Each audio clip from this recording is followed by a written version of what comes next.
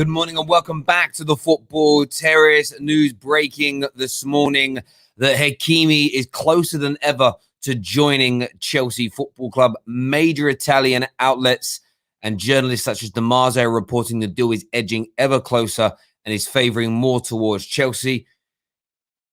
Listen, one of the most credible Chelsea personalities on social media, Simon Phillips, has also confirmed the deal was closing in. I spoke with a Norwegian journalist last night who will be appearing on the show the early part of next week. He told me that he believes the deal is done and could be announced over the course of this weekend. We couldn't schedule him onto the show until the early part of next week, which is unfortunate because of his schedule. So lots of reports that this deal looks very, very, very positive from a Chelsea point of view. Few miles north in London, of course, the Fonseca deal for Tottenham fell through yesterday. Big shouts, big noise that Gattuso would be potentially the next Tottenham manager. That is now off. Tottenham fans got their voices heard. No to Gattuso was trending since the moment they announced that it could potentially be him as the next manager. So where did Tottenham go from here? As I mentioned yesterday in my tweet and in my show, could they return for Antonio Conte? Could they try again with Mauricio Pochettino? Could they go after some of the early favoured names, or mentioned rather than favoured, the likes of Potter, Scott Parker, Roberto Martinez, Gareth Southgate even? What does this mean for the Harry Kane situation? Because he must be looking at this from afar in the England camp and thinking to himself, what the hell is going on? They must be thinking, what the hell is going on? John Cross has also reported this morning on Jadon Sancho to Manchester United, and I'll read what he said. I do have it up in front of me here. He said that Man United are closing in on a £75 million deal for Jadon Sancho after holding further talks with Dortmund, having had their opening offer of £67 million turned down. They are super confident of getting the move over the line, and Sancho expects to join Old Trafford next season. We're going to delve into all these stories with a little bit more detail. I want to know what your thoughts and feelings are. We're going to share the link on the Discord server. So if you're not on our Discord server, go into our description below now. There's a link. Just click on the invite link, sign yourselves up. I'm going to be posting the link in the StreamYard call-in chat room. There's loads of chat rooms on there. Go and get yourselves across to that as well. Big news about Hakimi. Big news about Tottenham and their managerial hunt. Jadon Sancho updates are plenty. If there are any other, get your super chats in anyway. Any other transfers you want me to talk about, member chats and super chats, you know that we prioritize. As a massive thank you to you for supporting the Football Terrace and our platform here. But make sure like buttons are being hit right now on every platform you're watching. Retweet buttons, follow buttons, subscribe buttons. If you're on YouTube, turn the bell notifications on. Exceedingly important that you get that done for us. Let's go to some of our member comments here. Rohan said, Terry, Spurs are just overrated by the media because they have Kane. Spurs pre-Poch is who they are. I don't even think that's a bad shout. Legitimately, I do not think what you've said there is too far off the point. Harry Kane, Son, I think Dele Alli in his pomp. They had some very good centre backs, very good in Toby and Vertonghen when they played together. Carl Walker, Danny Rose, they had a very good team. Let's not beat about the bush and be disingenuous to Spurs. They had a very good team. What they haven't been able to do, they held on to it for a little bit longer, and that's because of the money that Premier League clubs have. But I've seen teams in the past, and I want to use Wolfsburg as an example. They won the league. I believe they won the league with Edin Dzeko and Graffiti, her name as their strikers, and they had an array of talent in that squad, pillaged by European football. Monaco built a very good team a few years ago, did bits in the Champions League, pillaged in the transfer market. The reason Tottenham were able to hold on to things for so long is because Premier League clubs have exponentially more money than the smaller teams in the Prem have exponentially more money than teams of the similar size in other leagues. So they've been able to hold on to it a little bit longer. What Spurs haven't been able to do is back their club to replace those individuals. So what always happens when you're building a team is very simple. You build a team from scratch, it can be a little bit cheaper and easier to do. You can buy Dele Allis at £4 million and grow them into quality players. You can develop youngsters from the academy easier with less pressure. Once your fans get used to winning, or they get used to being challenging for titles, or they get used to being further up the ladder, you don't have that same time. You have to replace those individuals like for like at the time. You can't go back to, you can't replace Dele Alli with another signing from MK Dons and hope that in 3 years' time he's good enough. Spurs fans will not accept that as a general rule. That's where Tottenham have gone wrong for me. They haven't put their money where their mouth is, and they just haven't improved the squad as much as they should have done. It's simple as that for me. A few people here. Shane over on our Twitch account says, any news on Varane? Varane and Sergio Ramos updates. Haaland updates. Lukaku updates. All coming later tonight. Very privileged on the Football Terrace this afternoon. 4:30. We have Christophe Terreur, Tier 1 journalist, back on the Done Deal show with myself. So any questions you have, make sure you put them across to us so we can get that done and get them out there. But yes, we'll be covering those subjects later on today. Not a problem at all. Ginger Fury with a super chat here says, what Harry Kane must be thinking about all this. No wonders he's leaving. Listen, you're absolutely spot on, Ginger Fury. You're absolutely spot on, mate. And all of this is playing into Manchester City's hands. And actually, if you're a rival of Man City, you shouldn't actually be celebrating what's going on with Tottenham. Legitimately. It makes it even more likely that Harry Kane will leave. Man City want him. They're going to test the water. And why not test the water? We had Dean Jones called this the other day, and I need you all to pay pure respect to this man. He said it, and he said it with chest, that right now is the best time to try and take things away from Tottenham. Daniel Levy and co are second-guessing every decision they make. You know that Gattuso was never an option for them, never fancied, never needed. In fact, they've turned their backs on him because of fan pressure. If they had done their due diligence and Gattuso was the guy to take them back to the top, or take them back to at least where Poch got them, or take them one step beyond that, they wouldn't have listened to a hashtag on Twitter. But they pulled away because they're second-guessing every single decision that they are out there making. Morning to Man City is the best. Terry, is Hakimi a done deal too? Let's go through the Hakimi deal. So there's lots of reports today. I saw my guy Simon. I actually love Simon Phillips. I think his stuff's great. I think he's a great writer as well. Very underrated. His tweet this morning, and I'll read his tweet this morning as opposed to trying to do it. I'm going to read it verbatim, what he put out here. He said that Chelsea are getting closer to signing Hakimi, as I reported on my website yesterday. He said multiple Italian sources, such as Damasio, he names a few others. He says, are now backing this up. You also have reports. There's a Norwegian journalist that we're in talks with at the Football Terrace to get him on the show on a more regular basis. At CF Andreas, he is adamant through the connections that him and his company have that Hakimi is all but done and should be a done deal over the course of the weekend. Chelsea, though, when you speak to any journalist right now, are leading the race. The vast majority are being fed information through their contacts at Chelsea or via Hakimi, but all roads point to Stamford Bridge. It's a simple case of dotting I's and crossing T's in relation to the overall package of the deal. The only caveat I would throw into this for Chelsea fans to be aware of is if something mega comes from Paris Saint-Germain. So Hakimi isn't against joining PSG. He would just prefer Chelsea. If he has a straight up choice between the two, remember what Dean Jones told us on Tuesday morning.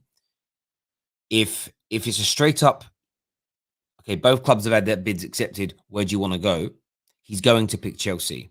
The problem you may find is if Paris Saint-Germain go in and put a crazy offer on the table to Inter Milan, meaning Inter accept PSG's, but they don't accept Chelsea's. Because if Chelsea's bid isn't accepted, Hakimi suddenly doesn't have the choice of choosing Chelsea.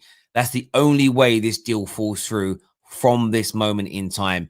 It's if PSG put in an offer that Chelsea Football Club and Roman Abramovich are not prepared to match or better. That in itself is that is in itself what should be going on. Ginger Fury says, not sorry, but your England shirt, is it not with you yet? I'll chase it up for you today. I don't deal with that element of the terrorists anymore. I delegate out to our team. I'll chase up where that is. They told me last week they ordered it, so I assumed it would be with you by now. I'll chase it up for you today, my friend.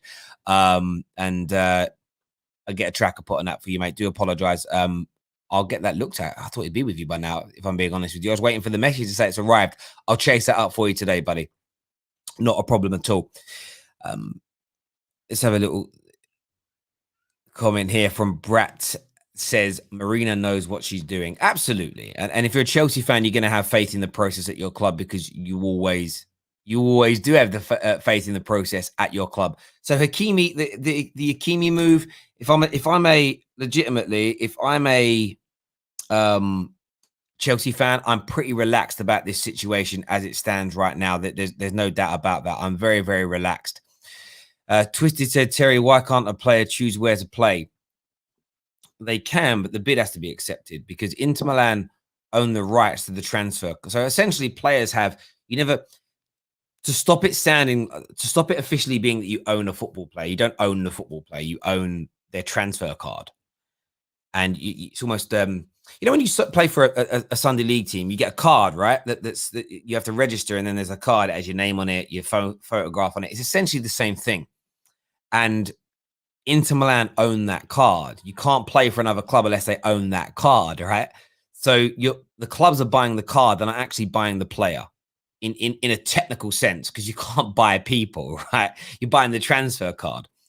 But Hakimi can't choose to play for Chelsea if they don't own the rights to the card. You can't do it. It's against the rules and the laws of the game. So that's how it works. But if Hakimi refuses to go to PSG's bid becomes almost immaterial. Becomes almost immaterial in that way. Thank you, by the way, Ramez Carter, for your DM. I've just read that now. Very, very kind words from you, my friend. Thank you very, very. It's always nice to go in. You see your DM light up and you go in. It's a nice, positive message. Yeah, that's brilliant. Thank you. And I just wanted to say as well, I need to find it here. I need to find it because I'm terrible with names. A few shout outs I've got to do over the next few days.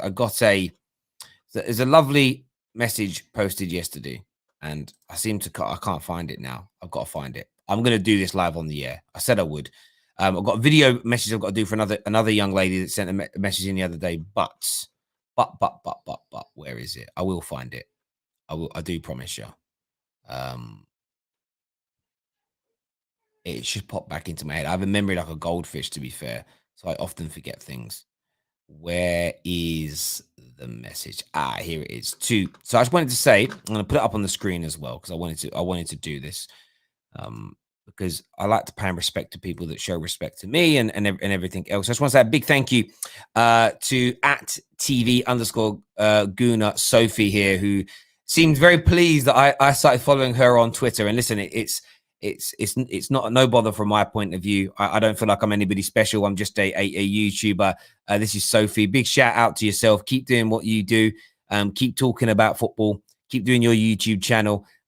Keep pushing forward in whatever it is you're doing, your endeavors in life. Everyone go and give Sophie a follow over there, and go check out her YouTube channel as well. I think if I click on this, it might not show itself. No, it won't.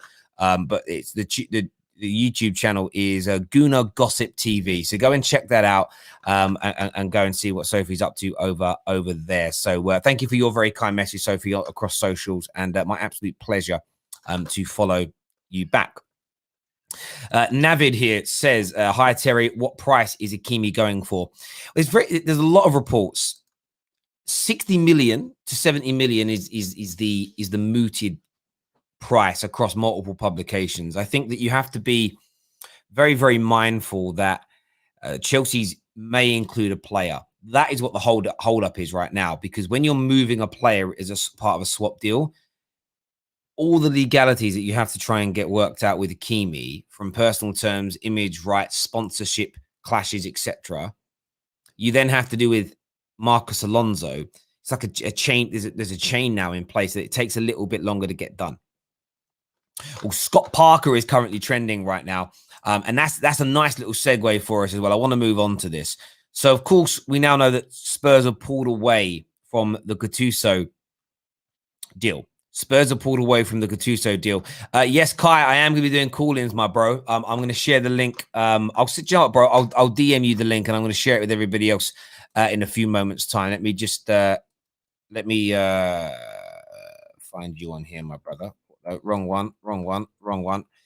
And then we'll move on to the Spurs deal. There is. Do you know what's easier for me to do? I'll DM you on Instagram. I find people easier on Instagram these days than I do Twitter. It's a madness. So we know that Gattuso isn't going to Tottenham. We also know that the deal to bring in. We also know that the deal to bring in Fonseca is gone. So what next for Tottenham? That would be the big thing that I would be asking. What next for Tottenham? Where do they go from this point? Who do they look at? What's going to appease the Tottenham fans? Because I don't even want to sound disrespectful. I don't even want to sound disrespectful in any way, in any shape or any form. But they're beyond the mess. They're absolutely beyond the mess at this moment in time. In recent weeks, Conte deal fell through. Fonseca deal has fallen through, pulled away from Gattuso. They tried to sign Brendan Rodgers. He rejected them twice. They tried to sign Nagelsmann. He rejected them. They went after some kind of pipe dream approach of thinking of Gareth Southgate because they thought it could potentially save and stop Harry Kane from wanting to leave. They made inquiries into the likes of Roberto Martinez. They've also started talking to the Eddie Howe, Graham Potter population, and then pulled away because they thought, there's a bird in the hand is worth two in the bush. Oh, there's something over there that interests us more, and they've missed out on it. It's a calamity. How is this going to end up for Tottenham? The question is right now, nobody knows. So right from Ali Gold, Dean Jones, Fabrizio Romano, nobody knows what's happening at Tottenham. That for me is quintessentially what's happening here. Nobody knows what's going on. I messaged 3 journalists yesterday, 3 journalists I trust, saying, what's the next steps for Tottenham? Their responses were almost uniformed.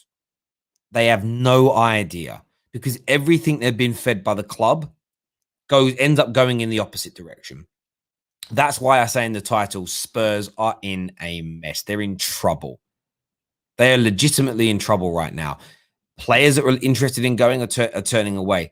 Players want to leave. They've got Son who's about to sign a new deal. The message this sends him it's just atrocious. It's just atrocious. The message this sends out is absolutely despicable, if I'm being absolutely honest. Omar here says, Terry, any news on Haaland? We'll give you a Haaland update later on today. We have Christophe Terrer on the show, tier 1 journalist. We're going to be having a conversation with him. Big Arsenal updates coming as well, especially around Lokonga. So make sure you're tuning in from 4:30 this afternoon. Ignore everyone else. We've got Christophe Terrer coming on the terrace, live on the air as well to answer your questions. Andre here says, Inter has to sell. So if Hakimi refuses to go to PSG, then it's their loss.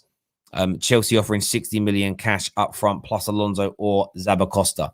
Absolutely. The only way Chelsea don't get him now, in my opinion, is if PSG offered 80 million cash up front. And for whatever reason, that was more attractive to Inter. If that was more attractive, then that's the only way. The only way it doesn't happen is if Chelsea's bid isn't accepted. That's it. So that's how close it is to being done. It won't even be a Chelsea rejection. It won't be a Chelsea rejection from Hakimi if it falls through. It will simply be Inter chased that deal more and didn't accept it. Because if that's more important to them, they will try and orchestrate it that they get the best deal they want. I still think Hakimi could throw a spanner into the works. So I think he's building up so much anticipation and excitement for coming to the Premier League and Chelsea, that he could push back on that. Going to be getting Kai on very, very soon. I'm about to share the link in the Discord server as well, so I'm going to put it into the chat room over there. That's being posted now as we speak. So if you want to come on and if you want to have your say, please get yourselves on. And I can tell the world's going back to normal, by the way, as well, you know, because I reach out to a lot of people about coming on to shows at the minute. And all the same thing. Oh, I'm in the office today, Terry. I'm back to work. And it's kind of nice to see, actually, that the world's going back to normal. Just as this has become my full-time job, I feel like I'm on my own after time now. But there we go. Get yourselves called in. Quick update on Jadon Sancho. So a lot of people are, oh, what's happening? What's happening? I've actually seen people, legit, I've seen people in the last few days saying, they said the deal wouldn't drag and it's dragging. Why is the deal dragging? The deal isn't dragging. We're like a week into the transfer window being open. There's an international tournament going on. Where are these other deals that are being done? Where are these other deals that we're measuring it against? Now, some will say, well, we were working on the deal last year, so it should be easier this year. It doesn't work that way in football. It doesn't work that way in football.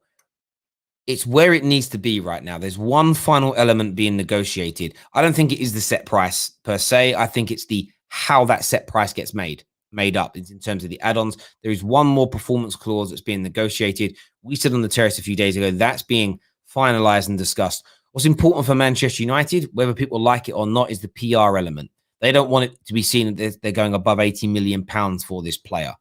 That's also a part of this as well. It's trying to get everybody happy so that can be the reported amount. If they can get it being reported below 80 million, they're going to be even happier. People may not like it, but that's how things work. Do you know how things work that way? Let's look at Liverpool and Patson Daka. On his way to Leicester. And what you're going to see from the tier ones and the credibles is Liverpool and Arsenal and whoever else was interested. You're going to say there was no bid. They weren't rejected. And it's because the clubs now protect themselves against this bad PR. What they do is they do all the inquiries via intermediaries, so nothing is official. The only time it becomes official is when they put an official bid in. And 9 times out of 10, that doesn't happen until they know it's a done deal anyway, right? That's how it's become. That way you can walk away if the player rejects you and say, we weren't interested. We weren't interested. It's why Chelsea are so confident of getting Hakimi. They would not be making official bids unless they felt they could get the deal done. Clubs seldom do that now. Seldom do it. So the Sancho deal is where it needs to be. Final negotiations are happening around the last performance add-on. It's so close to going through. The big question at Man United and debate now is what happens to the shirt numbers. Will the number 7 shirt go to Sancho? Will Martial's number 9 go to Cavani? Big rumors. Dean Jones spoke about it the other day. We've got it trending right now on our Twitter page. Martial it could end up being the casualty here. Martial is the player that Man United are then looking to move on. That's also something that could be holding this deal up slightly. Let's see if we can find a suitor sooner rather than later. Makes it a little bit easier to announce shirt numbers, etc. These things, again, are important to football clubs. The branding and the commercial element. What shirt number is he going to be wearing? We need to announce that because the shirt sales go out the window. Equally, if you're taking Cavani's number away, what number is he getting? Ducks in a row, people. Ducks in a row. So I wouldn't panic about this deal if I was a Manchester United fan at all. The same as I'm saying to Chelsea fans, don't panic about the Hakimi one. It will happen when it happens. These things are important and we shouldn't ignore them.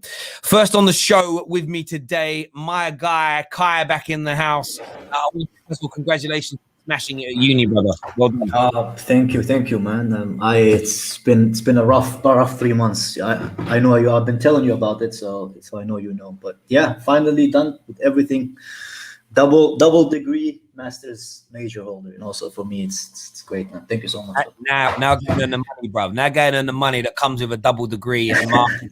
Go do that, you clever sod. What's your thoughts on this Hakimi deal, mate? You know what? Unlike Alex Goldberg, I'm actually happy that we're getting depth. You know, him and Reece James could rotate while we slowly push Aspilicueta out. Also, if that means that another youth doesn't get to play for Chelsea, it's even better for us, you know. So I want us to be competitive. I don't want us to be Southampton. So I'm actually like really, really happy about it. You know, I'm only a bit annoyed that you guys are getting Sancho because you know, I just look at our wingers and I just see a Make-A-Wish Foundation, man. Our fans are still looking at the Cho compilation from 2017, and it's kind of depressing.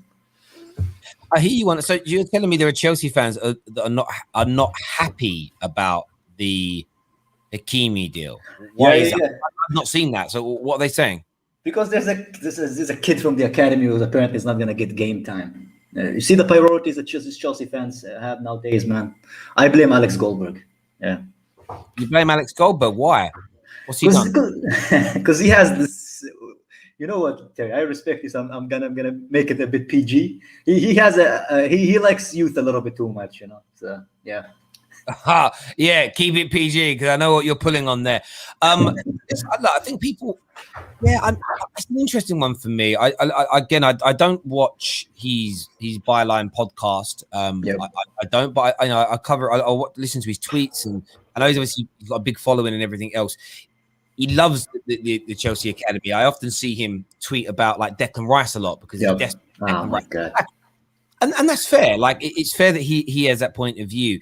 I think what Chelsea fans though, we saw Rory Jennings again. Rory Jennings is a guy I've got. I spoke to on a number of occasions. I like the guy. I've met him face to face. He's Yeah. got his opinions. There's this element of the way he thinks Chelsea should be run. I look at it from the Yeah. other side of the fence and think to myself, Chelsea's greatest period of time, the success, which is why these football clubs exist in the modern day era anyway, is to win trophies, has come through Roman running the club how Roman wants to run the club. Yep. For me, if Hakimi comes in, I look at Reece James and think to myself, a very talented lad. If he is good enough to play at the level required for Chelsea, Hakimi coming in doesn't matter because he'll rise above it in the same way that Mason Mount has risen above every other creative midfielder that you have purchased over the last two to 2.5 years. He just carried on fighting and he carried on proving. In the opposite direction, Tammy Abraham didn't. If Tammy Abraham had improved at the same rate as Mason Mount has improved, respective of his position, I don't think you'd be looking at Lukaku and Haaland. But the point is, he hasn't, so you've got to look for somebody better. And Chelsea will always try to up their levels by saying, right, you're doing really well, Reece James. We're going to look at Hakimi. We're going to add some real quality competition in there. Can you raise your game? And I think he can. I think Reece James is good enough, though, to keep Hakimi out of the team. Yeah, I mean, Reece James is really, really talented. He's the one youth player that I always brag about. I just love him. He's strong. He's fast. He has good ball control. He's talented. But the thing is, a lot of people forgetting with Chelsea is we haven't been Premier League champions since 2017, I think 16, 17, which is a long time for Roman. So at the end of the day, like the role of a major football club is to win trophies, to win the biggest trophies. It's not developing youth should come as a secondary, a priority, especially for a club like Chelsea. And I think it's the same for Manchester United. So by them wanting to push those youth through on the expense of the success, that's not your football club. That's not how Roman wants to push it. And if you want a club to develop youth players, Chelsea's not the club for you. Then you're at the wrong club, because we all know how our board work. And about Rory, I have to make that commentary. I'm sorry. Rory had no issue with how Roman run the club or how the club was run until super 42% win rate got sacked. It just showed about hypocrites. And you know how I feel about hypocrites. The guy is a hypocrite. That's the only reason he has an issue with how Chelsea's run. He actually doesn't have an issue with Chelsea's run. If they sacked anybody else, he wanted Sarri sacked when he finished third and won the Europa League. So mind you, he says all the nice things because of the way that Lampard left, which if you ask anybody who's a neutral fan, tell you was justified based on the performances that he was, Well, I think more than justified after winning the Champions League in the same very season. So I hear you on that. Listen, Kai, thank you very much for coming on, mate, and having your say. Really appreciate it, buddy. Speak to you soon. Top man. Thank you very much indeed. A lot of you in the comments saying, Reece James can play right centre back in a 3 with Hakimi wing back. Of course. So I actually think they can also both play in the same position. And if they do then change and go 4 at the back, then they can fight it out for a position. Strength in depth should never be looked at as a bad thing. Chelsea's best 2 league teams, I think, with Jose's back-to-back title winners, 04 and 05. Sorry, 05 and 06. And their bench of those teams could have won the league. And that's what Chelsea are looking to get back to. You want your bench to be so strong. that you can cope with rotation, you can cope with injuries, you can fight in 3 or 4 competitions at once. The reason that Tottenham Hotspur, all being fair, the reason that Liverpool, I know why I mentioned Tottenham. The reason why Liverpool struggle to win, they've never won more than 1 trophy in a season. And I'm talking the main 4: League Cup, FA Cup, Champions League, Premier League. The reason they've never won more than 1 in 1 season under Klopp is their squad isn't deep enough to rotate. They can't manage it. Chelsea want to win more than 1 trophy in a season. I think it's the right thing to do. We've got KJ to come up. We've got Matt to come up. We've got Jesse to come up. Man like Abs is back with us today as well, plus a few others. But we're going to go to Spurs fan. Leaf is with us now. Before we do that, though, you've all got to do me a favor here. This like button's got to be smashed. Over 1,000 people watching, but we're sitting on 169 likes. What is that all about?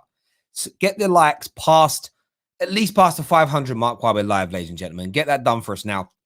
We have a super chat to go to here. Says, funny idea. Why don't Spurs hire Lampard as manager? Listen, stranger things have happened. Stranger things have happened in football. I'm just about to pour some tea out. Look at my funky little teapot. Look at that. See. All right, let me just pour this tea out. Right. I need a bit more this morning. I had a rough night last night. When I say a rough night, the kids. Right? Kids not sleeping is hell on earth. So nice bit of char this morning. Nice bit of char. Beautiful. Nothing better than tea from out of a teapot. It's great. Normally I make it with a tea bag and a mug, standard. But make it in a teapot. Proper tea as well. Amazing. Self-filtered as well, that. So you don't have to have one of those, I don't know what they're called actually. They're like little mini sieves. I don't probably not call them mini sieve to make myself look like a Neanderthal, but there we go. We did have another super chat as well. Nothing was said on it, but thank you very, very much. Mahabub, I think that's how I pronounce your name, sir. Thank you very much for that super chat as well. Terry almost called Kai Tai. Yeah, I nearly did, to be fair. Not for any other reason than the names rhyme. Next on the show, we're going to go to Leaf. Morning, sir. Hi, morning. How are you? I'm good. The merry-go-round at Tottenham continues. Give me your thoughts, mate.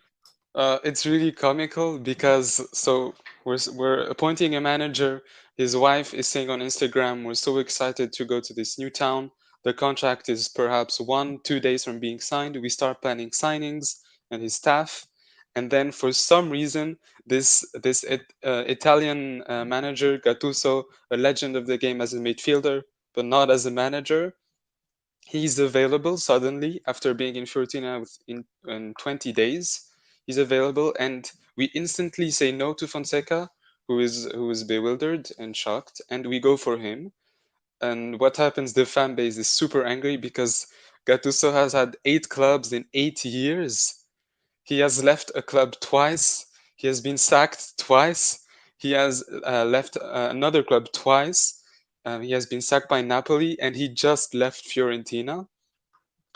It's crazy, but now the deal is off, thankfully. But now what do we do? Do we go back to Fonseca? Do we go for a top target, or we just go further lower and get maybe a Lampard or a Potter? So it's crazy. But you were right, Terry. You were right because we stuck we stalled the Fonseca deal longer to wait for another manager. But the manager was not Conte; it was Gattuso.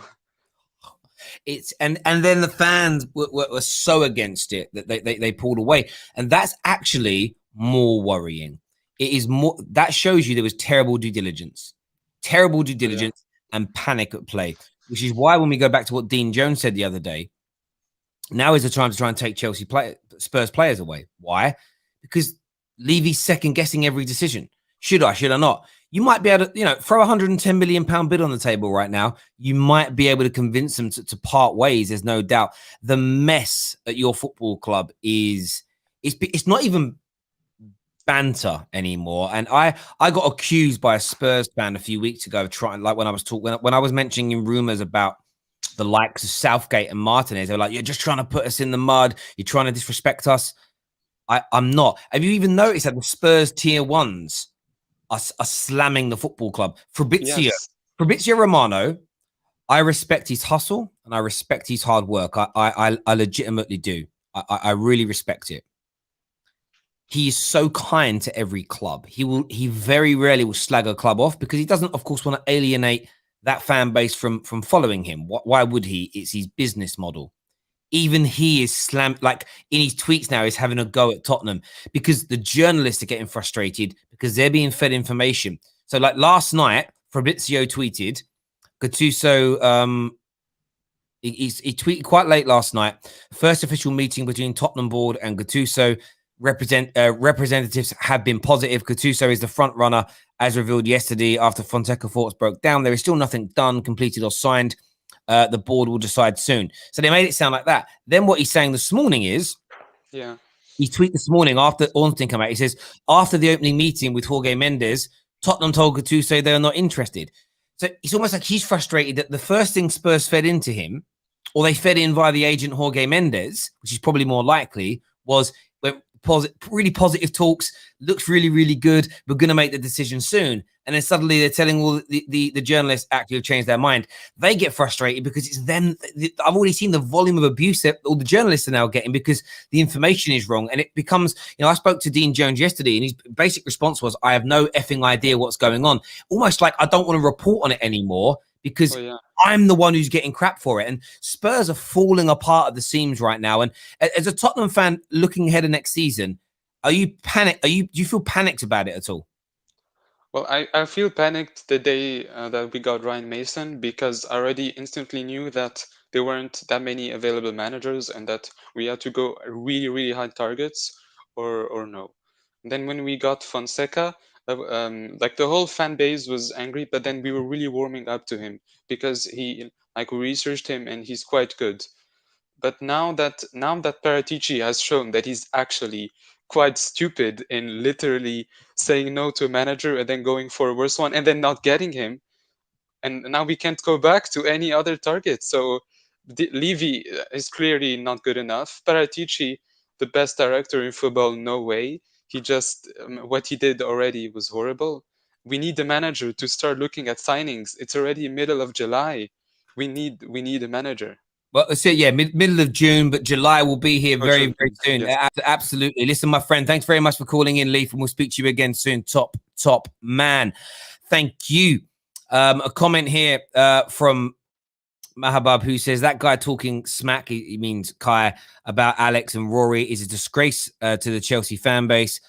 Real fans know the value of our academy. The academy has got us Mount, Tomori, Reece, Cho, Tammy, and Billy. I think what Kai was saying in defense of him, Kai can speak for himself, by the way, is that you shouldn't just keep playing youth players because they're youth players and academy players. You should look to have the best in class in that position, i.e. Tammy's being moved on because you need a better striker. Reece and Mount, absolutely. If Billy Gilmore over the next 18 months doesn't rise his level to being able to be at least as good as Jorginho and Kovacic, Chelsea will buy someone. Chelsea won't carry a player that isn't of the standard for too long. That's what I think he's pointing out there. I don't think he's saying your academy isn't important, but winning trophies becomes before playing academy players. If you can win them with academy players, that's utopia. I think it's about understanding that. I just want to say we're going to get Jesse on in a minute. Still KJ to come, Ziad to come, Matt to come, Abs to come on the show this morning. Make sure that like button is being hit. Thank you everyone so far that sent in your super chats. We are going to put a little poll in now. Which is the better drink?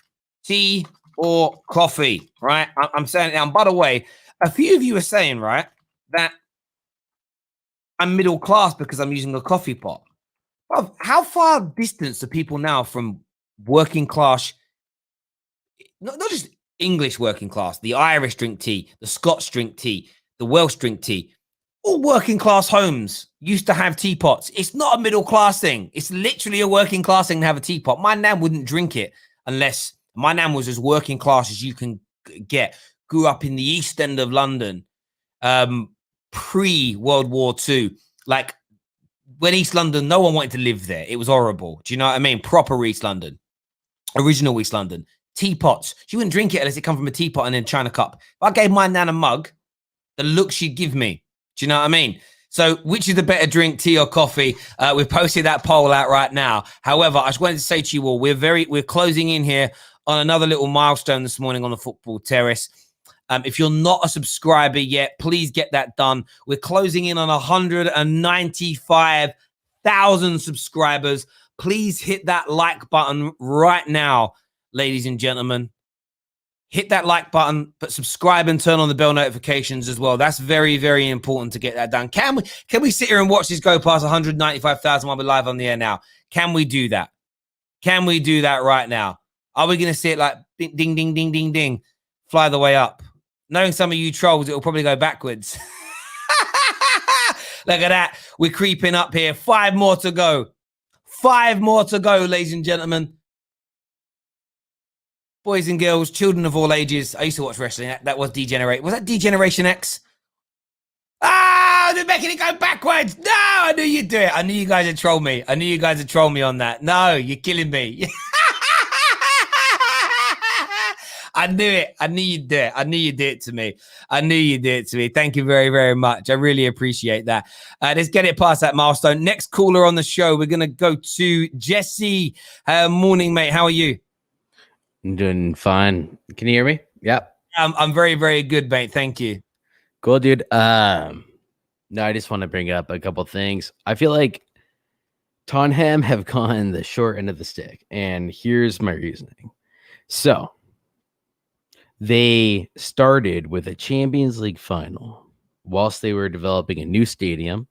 Obviously, that's a massive payout, whatever it was, but I mean, we know it was around like $2 billion, where they were essentially trying to build up their status and push themselves onto the same sort of ranks as a Chelsea, an Arsenal, or a Manchester City.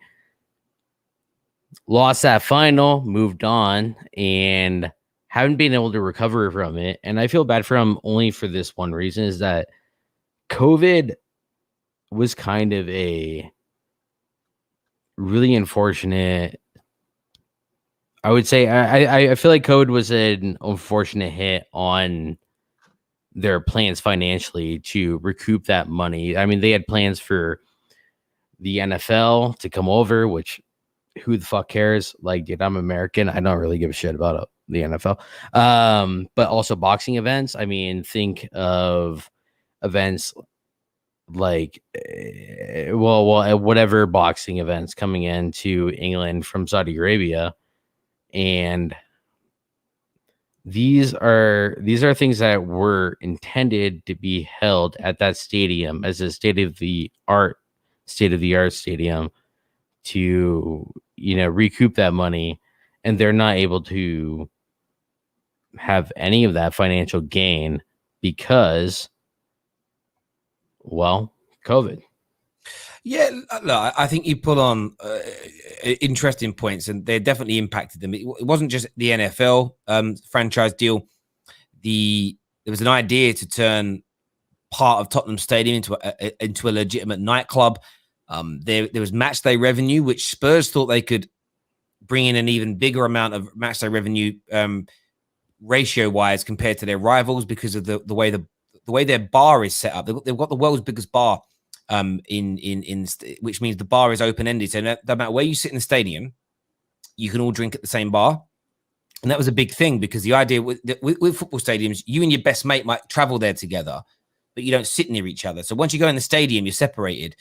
Tottenham's idea was, well, we'll invite everyone into the stadium 3 or 4 hours before the game kicks off, and they can drink here. They were undercutting local prices in bars and restaurants and pubs to get more people in their club to spend money. The idea of the stadium was to almost turn it into, I won't say a theme park, because it wasn't going to have rides. Well, you can walk on the roof, actually. It was to turn the whole day into like an event, if that made sense. It was to make the stadium. So let's say the game's at 3 o'clock. The idea is you could turn up at the stadium from 11 o'clock in the morning and do things. You could do a stadium tour. You could walk on the roof. You could go to the bar. You could eat in a restaurant there. The idea was to make it like you go to a mall, and at a mall, you can do some shopping. You might go to an arcade.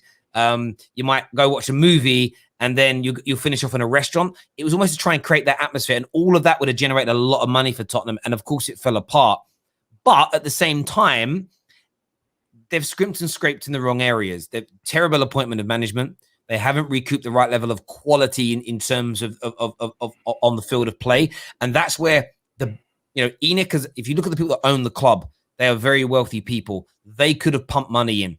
They could have pumped money in. They could have even said, listen, we're going to do an interest-free loan of £200 million to cover us for the next 2 or 3 years, and we'll slowly take it back when all those new revenues come in. So although it's a legitimate excuse in terms of these things really happened, I do think there are ways that Tottenham could have circumvented that situation. I do think there are ways that the owners of the football club could have made things better. So I agree, by the way. I kind of borrow that too. What I would like to say about that is also that there were certain circumstances within the actual Fonseca deal, and I imagine deals within Gattuso. I don't know where Gattuso's from, but I posted something earlier in the members chat, whatever. But it is like there's a massive amount of income that needs to be accounted for from the Italian side if an English side or any other side once you actually hire a coach from an Italian side, because they get such a fat tax break. Anyways, let's leave. I do get that. I do understand where you're coming from, but the thing is, they knew all this when they're talking to him. We know that the volume of tax that higher earners in the UK get is really, really big. I don't think that was a stumbling block at all. I think that's being used as a stunt in terms of they know what Fonseca. There's no way that they offered the deal and Fonseca accepted and then waited 3 or 4 days for them to make that deal official by writing up a contract.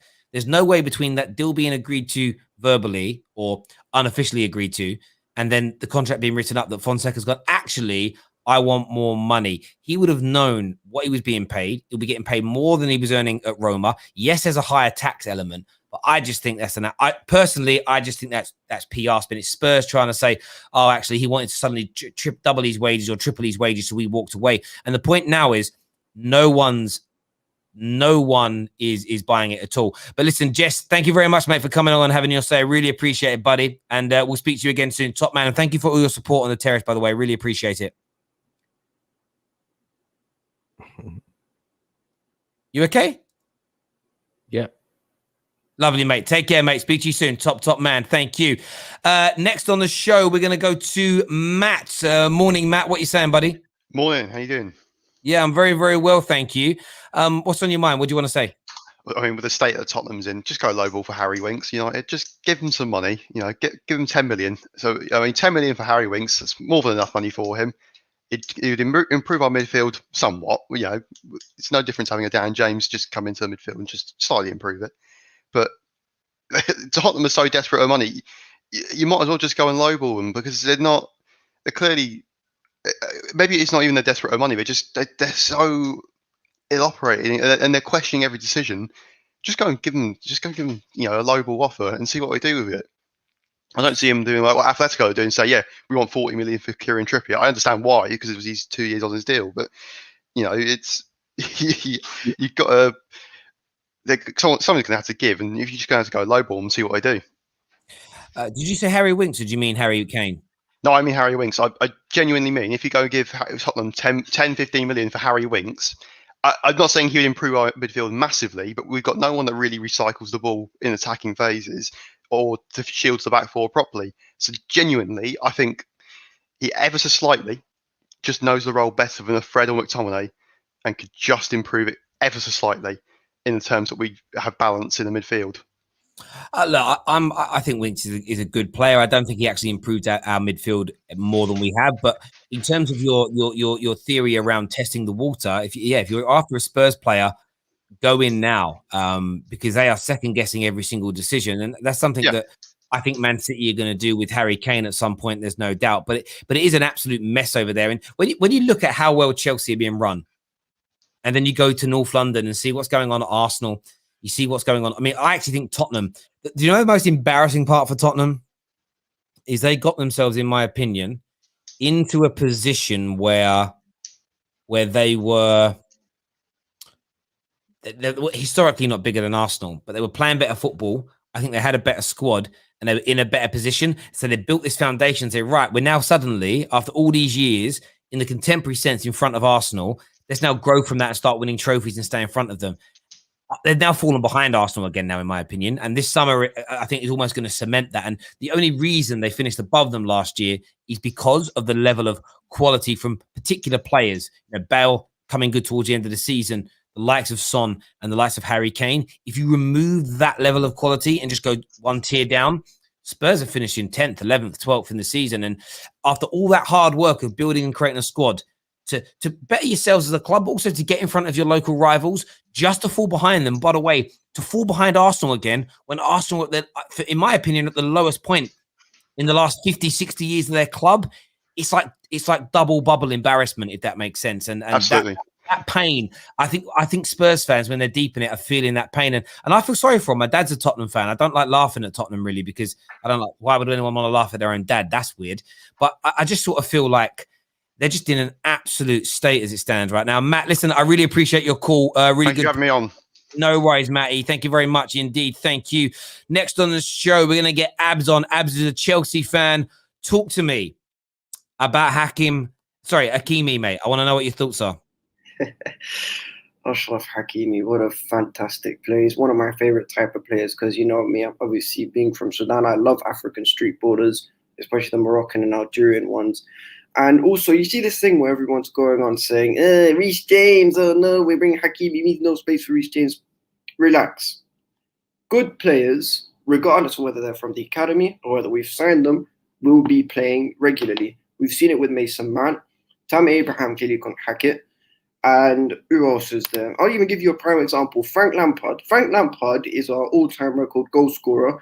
During the time when Frank Lampard was in the club, we signed players like Ballack, SCN, Deco, some ballers as well. Some of the best players that this generation of football's ever seen. And he still was consistently playing week in, week out, scoring goals and being a very important player for us. So this whole thing about Hakimi is coming in to replace Reece James is a lot of nonsense, to be honest. And even if he is, it's for the good and it's for the greater good of this club. Because ultimately, we're about winning trophies. This isn't a romantic story. The romanticism comes from winning the big ears and the Premier League and, FA Cups here and there. Not about trying to develop youth and do what Ajax did a few years ago, bring the class of 92 like what Man United did. Because I'm sorry, people, that doesn't exist anymore. So you just need to relax with this whole Reece James stuff. And if he really, really is as talented as he is, which I personally do think he is, he'll play in this team regularly. So what's everyone worried about? Yeah, I don't know, but you get it you get this all the time with fans now. And if we go back to last summer as an example, if we go back to last summer as a prime example, there was the element of Liverpool fans. When they were linked with Timo Werner, they were very excited because we all thought Timo Werner would do a lot better in the Prem than he did last year, and he still might come good anyway. But he'll be on the bench. Oh, I don't know about that. Maybe they're bringing him in as a to come in and really fight for first team place. Nah, he's on the bench and he's there for cover during the AFCON. That was all they wanted to say. Fans hate talking about who misses out. You've got this element of sort of. I've still seen some Chelsea fans say things like, "Oh, but we don't have to get rid of Tammy. If Haaland comes in, we can rotate. We can do this." No, because Tammy wants to be. You also have to look at it from the point of view of Tammy. He wants to play first team regular football and start every week as well. So there's an element of respecting him at the same time. And look, Man United have had a famed academy over the years, and we had the class of '92, which are probably the crowning jewel in our academy. However, since then, how many academy players have come through that we romanticize about? Not as many. Why? Because they never hit their same heights. The reason we love the class of '92 is because they weren't just academy players. They were good enough to win us every single domestic trophy possible. Where, yes, we like, O'Shea and Wes Brown get a lot of respect, and Darren Fletcher, because they were part of teams that did that. Were they influential? Were they the key components like Scholes and Beckhams and Nevilles and Ryan Giggs's? Not in my opinion.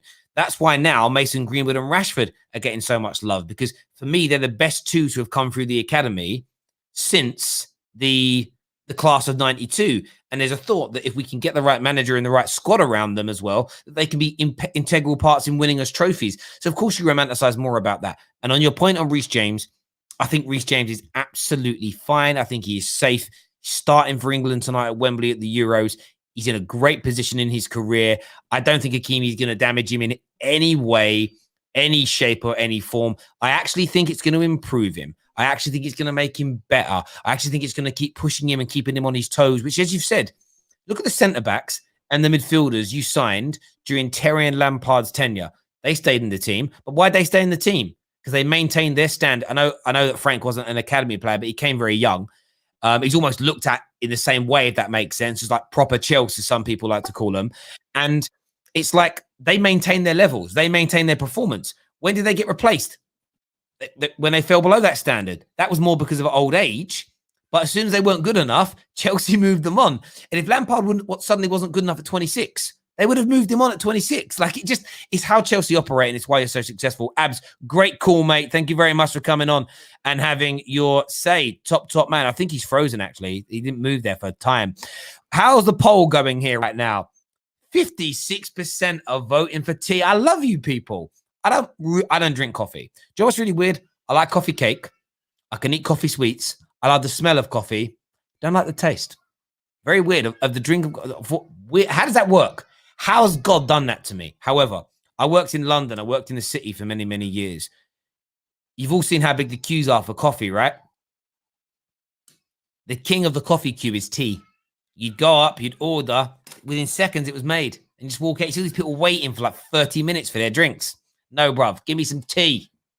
There we go. And what I didn't like was Starbucks tea. Because Starbucks tea bags were basically waterproof. Do you remember that? They're shiny. You seen them? It used to take about a month for the water and the tea leaves to fuse and actually brew. Annoying. Used to almost go cold before it was ready. Much prefer Costa myself. Let's go to some more comments here. Let's see some member chat comments here. Where are the members at? Where are our members at today? Where are our members at today? If you're a member and you're in the comment section, give us a hello. Give us a little thought and feeling what's going on in your mind. I want to see where my members are at today. Maria Williams is here. Starbucks tea is awful. You're right. It is. It is. Man Light Timothy here in the house. What you saying, buddy? Hope you are well. Timothy, my guy. Where are my other members at here? That's why Terry looks so young. He drinks tea. I appreciate you saying I look young. I think I look about 35, if I'm being honest. I haven't shaved in like 2 weeks either because I'm on a diet, right? And what I like to do on a diet is I like not shaving for the first 2 or 3 weeks. So when I then shave, and I've actually lost a stone in 2 weeks. I'm planning to go. I was 16 stone 4 pounds 2 weeks ago. I'm now bang 15.4. I'm going to get down to 14 stone. That's my target. Training hard at the minute as well, but eating good, eating clean is it. Intermittent fasting. So my last meal around 7 at night because I stream up until about that point, and then I don't eat again for 16 hours after that. And then I normally break my fast with something like a couple of boiled eggs. I train. I then have something really light in the afternoon, some rice or some noodles, some stuff like that with a little bit of chicken, and then eating a good meal. Yeah, lost a stone in 2 weeks, and I'm looking to get rid of the other 1.5 stones or so in the next little bit of time. So that's it. Tea helps me though. Some people saying send in the link. The link can't be broken because other people have got it, but I will post it again in the live comment section if you need it. Eggs and avocado, bro. Loads of water. You should be looking like me. Bruv, if I eat avocado and eggs and drink a lot of water, if my hair suddenly goes like yours, I'd... I'm only joking, bruv. I'm only joking. 16 stone. Yeah, do you know what it is? I'm really heavy for my size as well. When I lose my belly and I look slim, people go, oh, what are you, 11.5, 12 stone? I'm like, nah, 13.8. I'm just heavy, bruv. Like, it's one of the reasons that I actually, after having a few fights at like full contact level, one of the reasons I didn't want to do it is because I was always in much heavier weights than I looked. I was against people that were really big, and I was sitting there thinking, why am I in this weight category? I got to think like heavy. It's why I swim badly as well. I just weigh a lot. I'm like a brick. It's ridiculous how much I weigh for my size. It's stupid. Shane says, try being 18 stone, Terry. I don't know if my frame... I'm only 5'10". I don't think I can handle being 18 stone. I don't think I'll be able to walk. Do you know what I mean? Yeah, I'm going to get down to 14. It's going to be good. It's going to be good. A lot of my weight's in my legs as well. I've got really big legs and ass. Do you know what I mean? It's gargantuan. My son is really crying. So go and see if he's all right. Like, he's really screaming. He's really, really screaming. He's like, but he's by my office door. He's got his hands on it and he's screaming at the door. He wants to come see me. Should I go get my son? So I go and see if is he stop crying now? Oh, he's gone now. He's gone. He went to see me about something. He's obviously all right. He's walked down. Let's get on the show. We're gonna get KJ on very soon. We're gonna go to Mo first. Mo's a Man United fan. What are you saying, buddy? Well, Terry, how are you? Yeah, I'm very, very well. Are you okay?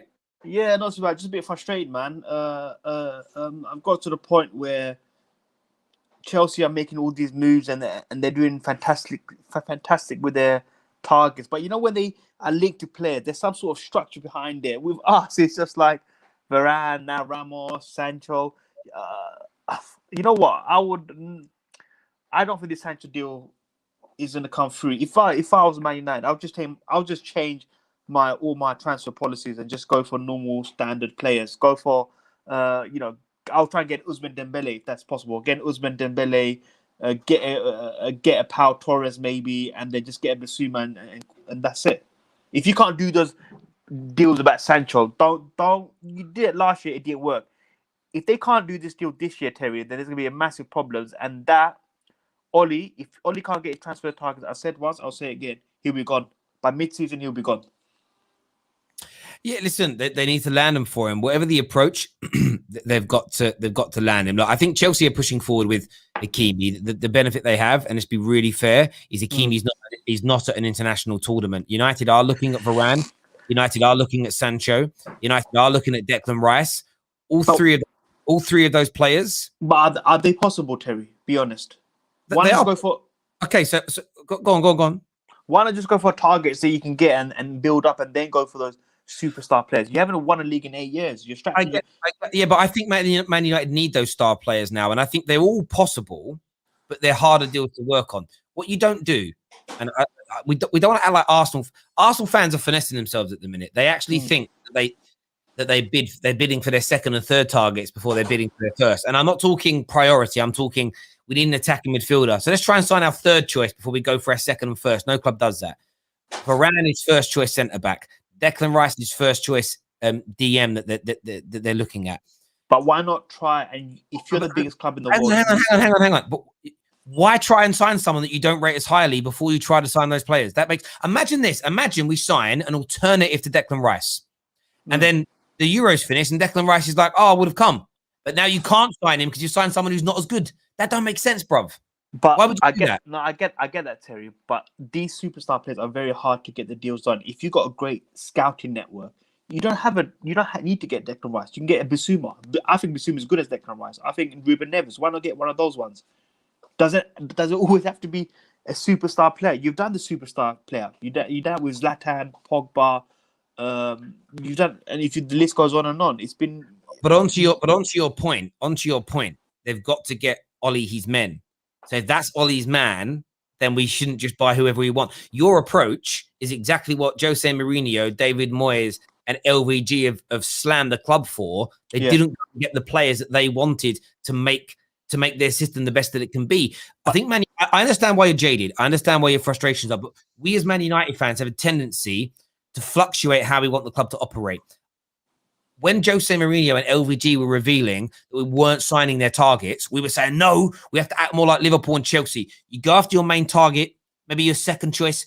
If you can't get them, you wait. That's what we all begged for. Now we're doing that. We're moaning that we're not just going out there going boom, boom, boom, boom, boom, buying players. Would you take instead of Sancho, would you take a Dembele? Dembele who? If you can't get Jadon Sancho, would you take an Ousmane Dembele? I'm still and ahhing over his injury record. I know he had a better year this year. I swear he's out getting injured again, but then Sancho got injured this season, so these things happen. If we signed Ousmane Dembele, would I be disappointed? No. But Jadon Sancho is the number one choice. Jadon Sancho's at the Euros. This deal was always going to slow down and not be as easy as people thought. I wouldn't walk away from Sancho now to get Dembele just because it would make the fans feel a little bit more excited because the deals come earlier rather than later.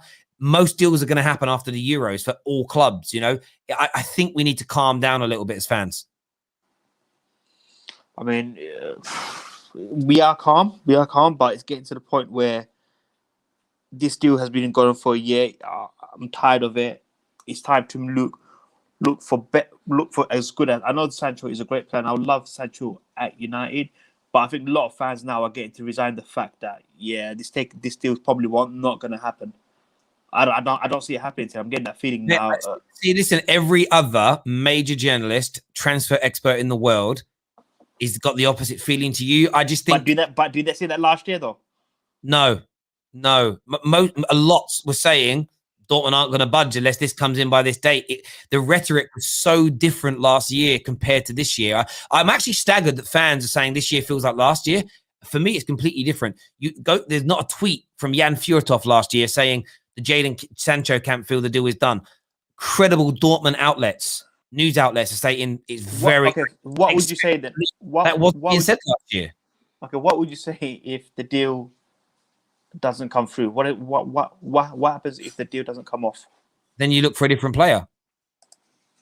But then doesn't that prove about these clubs that this club is pretty much done? Well, that would prove it. I think what would be a worse approach is to work on a deal for a year, be very close to getting it done, and at the 11th hour, walk away and go after somebody else that we're not looking at. That for me makes no sense. That's just, I'd rather miss out on our actual targets than sign people we don't really want. Yeah, we've done that with Mkhitaryan, with the list goes on to. We can go all day about it. Yeah, I hear you on that. Listen, my brother, thank you for calling in, having your same mode. I get the frustrations, though. I really do get your frustrations. It's getting concerning now. It's getting concerning. I'm getting concerned now. And I appreciate your thoughts on that. Listen, Mo, top man, thanks for coming on, having your say. Thank you. Thank you. Another super chat here says, I'm on board with Hakimi. I just don't want the club I love so much to go back to the pre-Lampard where not a single academy product ever got a chance. Is that true? I don't know. I don't remember Chelsea deep enough back then. I swear the likes of Jody Morris and John Terry were playing before that. Where's Dubry from? Where was Dubry from? Is it Michael Dubry? I remember that player's name. Michael Dubry. He was a Chelsea player. He was a regular Chelsea player as a kid. He was from your academy. Yeah. Between 93 and 99, that's where he played for yourself. You guys were playing academy. That's what I remember anyway. Jody Morris. You did play academy players before then. They just weren't as good as your academy players now because your academy has improved massively. Man like Elite KJ's on with me now. What you saying, buddy? Flipping hell, man. I know that we're jaded. I know that we're frustrated. But United fans, do you hear yourselves? Don't go after the player that you've been wanting for how long because it's taking too long. Do you hear? And then when we go sign Dembele and he's injured for most of the season, you'll be like, oh, why didn't we just wait for Sancho?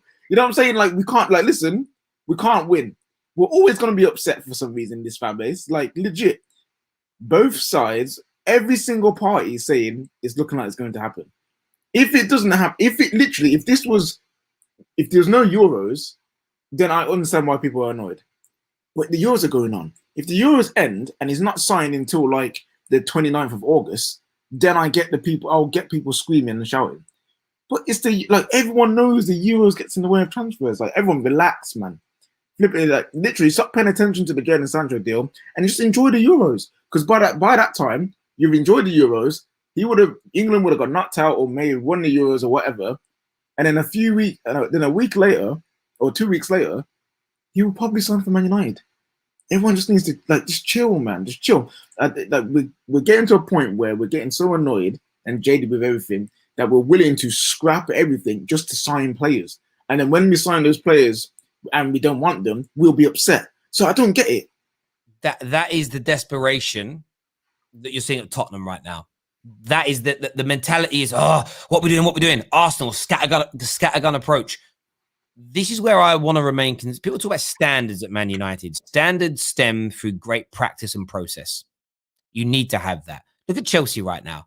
Are they panicking? They need to make a decision on their striker, but they've got 3 in the mix. Are they panicking? Are they saying, we can't get Lukaku. Haaland's too difficult. We don't know what's going on with Tottenham. This by Danny Ings. They're not doing that. They're going, right, we know what we're doing. We're relaxed. We're cool. Now, I know we've done it poorly in the past, but I think what's very important this summer is to let the summer finish and see what Myrtle and Fletcher can pull off.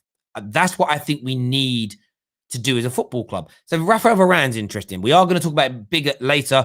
If you're watching, if you're only just tuned in, Christian Terrer on the Football Terrace at 4:30. We'll also have an interview during that show with man like Jules Lineker, interviewing him at, I think, midday today. I don't know why I looked at my hand like I've got a watch on, but I did it anyway. Jules Lineker on the show a little bit later on as well, which I'm quite intrigued to have a chat with him, actually. I'm going to speak to him about his dad mainly, but and growing up as the son of a superstar football player. But the Rafael Varane deal, yes, he's Man United's priority. Some outlets in Spain are saying that he wants to come here. Man United's stance, as I understand it right now, is they are not 100% convinced that Varane truly wants to come at the club. So they're not going to embarrass themselves by going hell for leather, putting in massive bids, going all the way down that road just for him to say, actually, I'm going to sign a new deal. They want to know categorically 110% that he wants to join before they go down that avenue. At the same time, they're looking at Pau Torres. But there's no point signing Pau Torres now, and then in 3 weeks' time after the Euros, it's announced that Varane 100% wanted to join us because now we can't get him.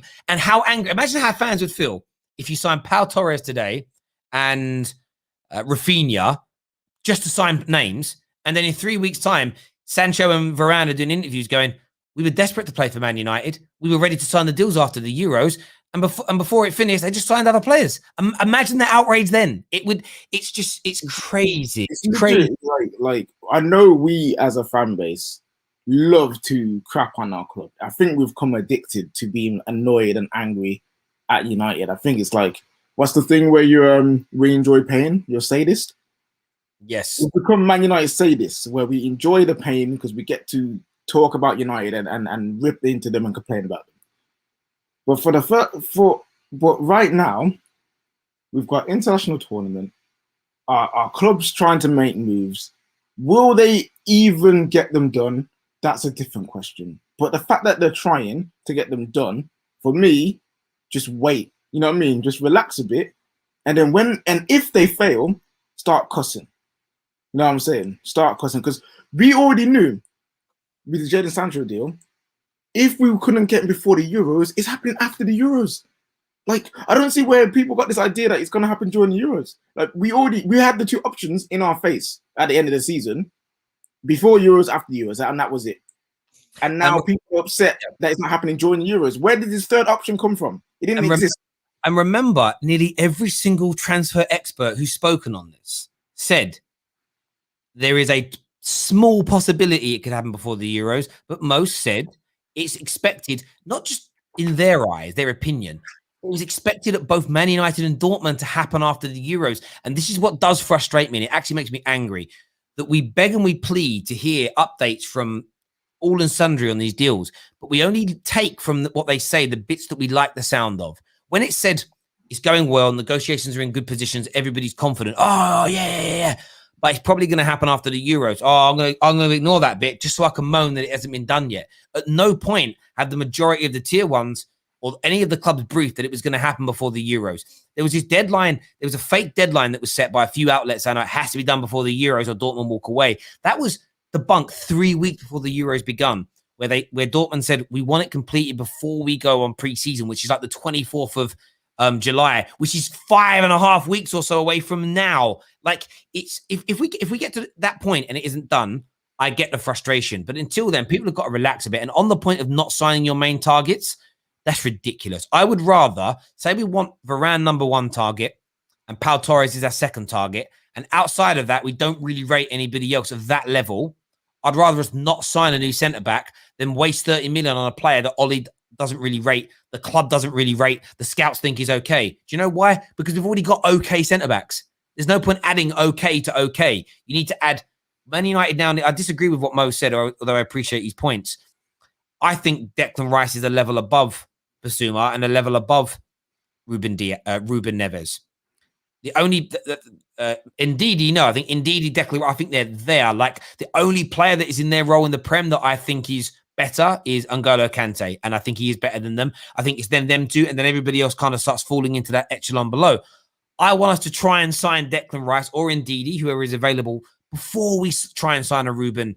A lot of people say, Ruben Neves at 35 mil is a tap-in, we should go and do it. What, and then miss out on the chance of Declan Rice? No, I'd rather go after our main targets because there is exponential improvement there. It's different if you're at Arsenal's level, Ruben Neves and Basuma massively improve their midfield. I don't think they do massively improve Manchester United's to the level that's going to make us try and challenge for titles. I think there's different levels to this game. And look, Basuma and Ruben Neves are excellent. But with the fact that we've got a finite amount of money, we can't afford right now to go and buy 2 new midfielders. So you can't waste it. You got to wait. Plus, Man United are still waiting to find out who's going to be leaving. Like, why do these things keep being ignored? I like Mo's calm, mate. Mo's calm. But when he said, we should scrap doing these big star names and then just get ordinary players. But that's the reason why we're in there, particularly in the first place, because we've just signed ordinary players. But look at that summer that Van Gaal had, where he got like those 2 summers, he got bare man. How many of them worked out? How many of them are still here?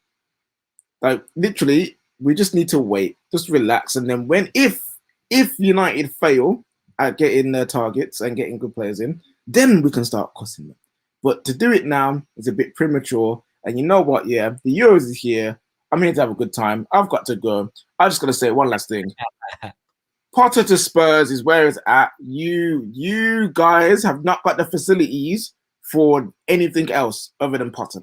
So get it done. Get Poch 2.0 rolling. Roll back the years and start being the feeder club that you are. Peace out, people. Take care, Cage. Take care. Next on the show, Abs is here with me. What you saying, mate? Morning. Morning, big man. How are you? Yeah, I'm very, very well. Yourself? Yeah, I'm good. Just enjoying the nice rain we have at the moment.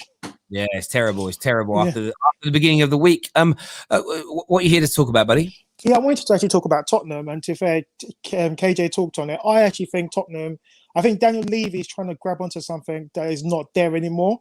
I feel like Tottenham fans have now realised they need to take a step back, but Daniel Levy hasn't. Because for me, Graham Potter or Hasenhüttl is the perfect manager for them, because they're both coaches that won't challenge him for transfers, and that's the type of coach they need. Getting a Gattuso, which didn't make sense to me, or even a Jose Mourinho didn't make sense. I think those two would be perfect. They know the league as well, and it is a rebuilding job as well. Yeah, I agree. I think it is that. They don't look like they're going to spend big money on players this summer. No. I still think they might let Harry Kane go, as much as they're sort of publicly, none of the major tier 1 Spurs journalists have said they are. I feel like they could if the right money is offered. I think Gattuso would have been a disaster. 8 clubs in as many years. The aggression he comes out with. Like, Gattuso is one of those managers that, because of who he is as a player, you like watching him from afar because of funny things he says or whatnot, but you don't want him at your club doing that. You know when Jose was crumbling in the back end of his career, it was fun to see it at Chelsea and fun to see it at Tottenham.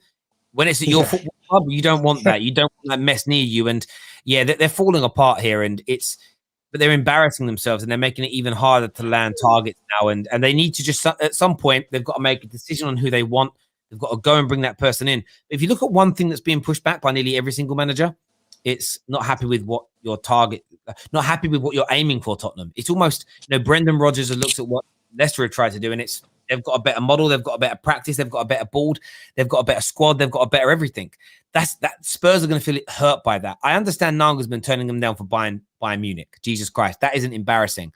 What will really be interesting to see if the likes of Graham Potter even want the move now. And if I was Graham Potter's representative, I would be saying, be very careful, because if you go there and have a bad time, it could take you 5-6 years to get another Premier League job. But right now, you're doing well at Brighton. Your stock is high. Another couple of good years at Brighton. And who knows, someone like Graham Potter could be in line to manage England and, just to make us play better football. Go to Spurs and it fall apart. Like, literally, Harry Redknapp, for me, in his pomp, should have been the England manager. I think he could have done better in that squad, because he could have got us playing nice football. He would have got people on side. Him being at Tottenham stopped him from getting that job. Could the same thing happen to Graham Potter? Could the same thing happen to Eddie Howe? If I was representing them, I would honestly tell them to stay as far away from that club right now. They are in an absolute disarray. Because Terry, if you look at it, because a normal Daniel Levy move would have been to sell Harry Kane for 120, get Danny Ings on a free, get Hasenhüttl, or even play Son up front for a year until a more desirable striker comes in. Because the club, for me, that's been under the radar with their transfers has been Leicester. I've got a few friends that are Leicester fans. If some of the people they're linked with, I'm looking going, why isn't a Tottenham or an Arsenal linked with these type of players?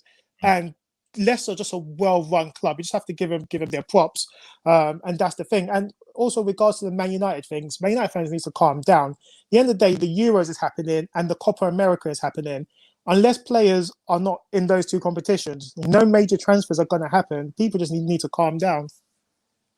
Mate, I agree with you on that. Like the players that Aston Villa and Leicester are looking at have really messed them up. It will not mess them up. It shows the difference in levels between where Spurs and Arsenal are right now compared to Leicester, and the whole top 6+1 thing. I think was a fair swap round that we've done. Listen, Abs, thanks for coming on and having your say, mate. I really do appreciate it. Cheers, dude.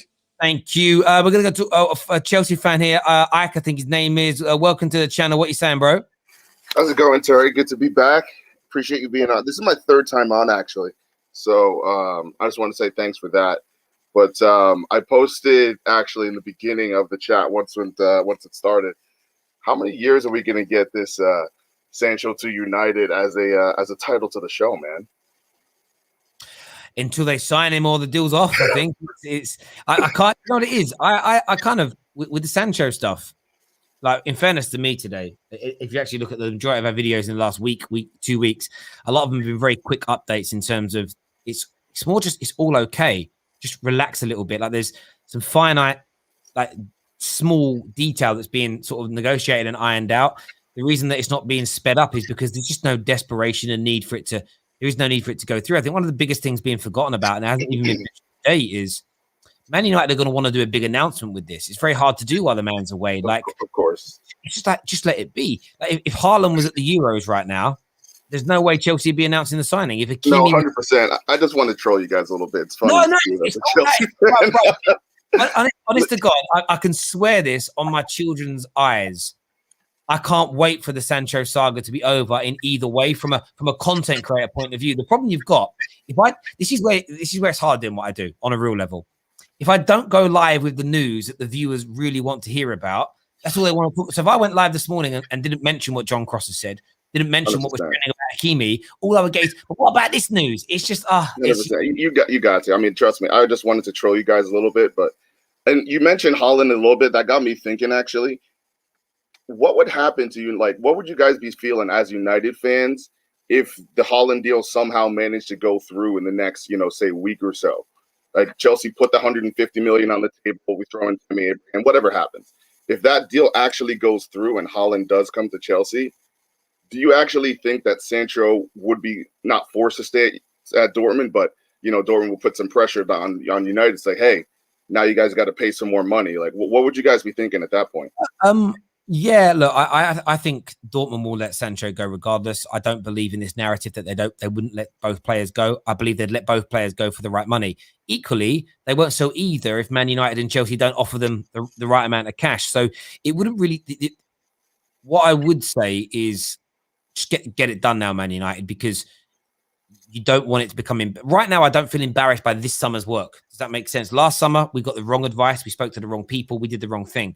It's new people in charge of it now. So I'm one of those people where it's like, you know what? If I had a bad experience in a restaurant, but then I see that it's been taken over by new management, they've got a new chef, new waitresses, I'll give it a chance again. Because yes, it's called the same thing, but it's different. It's under new management. And Man United's transfer element is.